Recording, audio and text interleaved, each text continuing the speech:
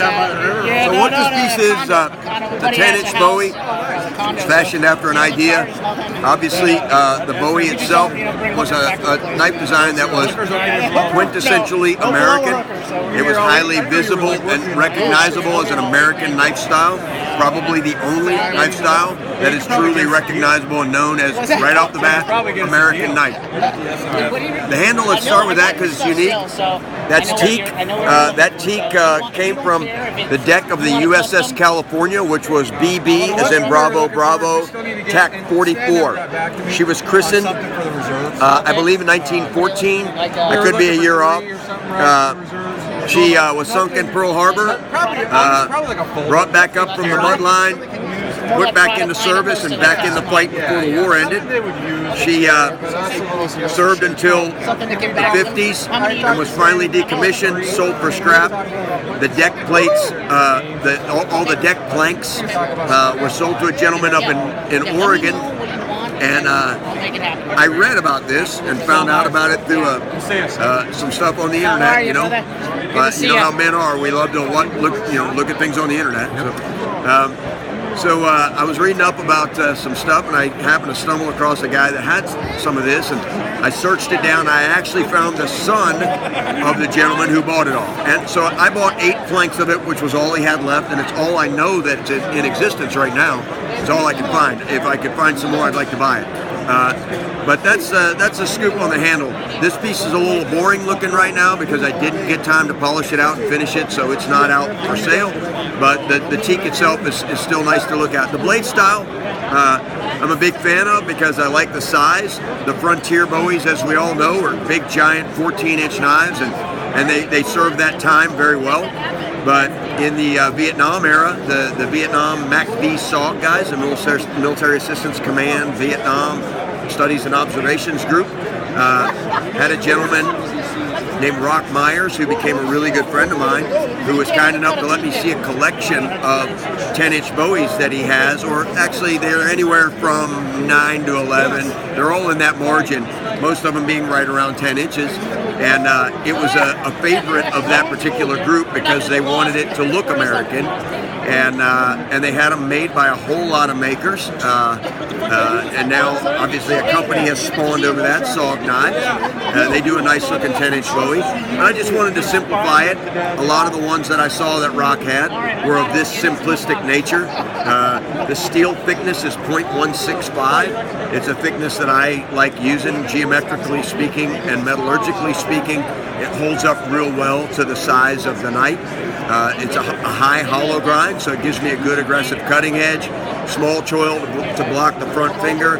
No choil on the spine side, which I'm a fan of. I like that. I like the thumb over grip.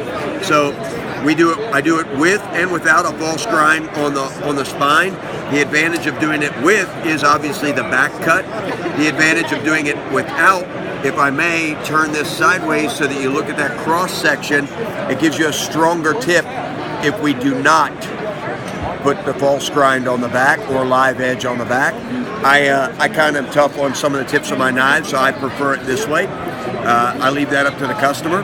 And then I normally do this in what I call a gunmetal finish, which would emulate, which would be like this finish.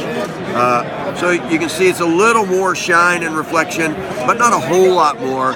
But a giant advantage is that it is much less of an interrupted surface, so it is way better against corrosion. So the blast finish, as nice as that is for that non-reflective capability, it is a real attractant to corrosive activity. So I just put a bunch of Torx T10 screws in there to hold her in place, and then I have some good Kydex done. God bless America, don't tread on me. So I got a custom Kydex guy. He's got a great company. He's a California guy and a former Devil Dog, another great Marine. Triple Z Kydex is the name of his company, and I back him without any hesitation. He does great work. What about the steel?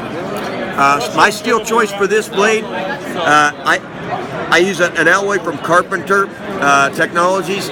I think that they provide a great alloy for me for this particular knife because this is a knife that I believe needs a good high hardenability, so we get it up there at 60-61, but toughness is a factor defined as the ability of a material to resist chipping, fracture, and breaking through bending and snapping, bend, fracture.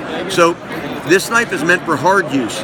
So for that particular aspect, I believe this alloy, which is PD #1, Papa Delta #1, from Carpenter Technologies out of Reading, Pennsylvania.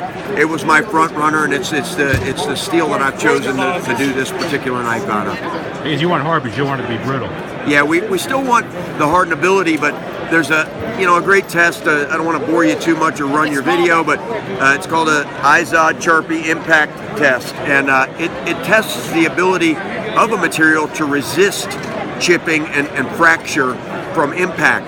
And this material provides phenomenal results, way up there in the 90 foot-pound range, even up at 60 HRC, which exponentially higher than any of the stainless alloys like the S30Vs or the LMAX or the steels that are common in the knife making industry. This one, those would come in at 12 to 16 foot-pounds, and this one's up at 90. So it's an exponential difference, and I believe in that. I've personally got a great amount of use with one of these knives, and it's not let me down in any condition that I've put it in. What do we call this model? I've given it the acronym because, as a lot of people know, our experience as a company of 25 years now, we like using acronyms. They don't get caught up in court cases and anything like that. The Randall Knife Company was successful using Model 1, Model 2, Model 3. We use letters instead, and this one is AI, as in Alpha India. And so it's Model AI. Cool. Thanks. Thank you.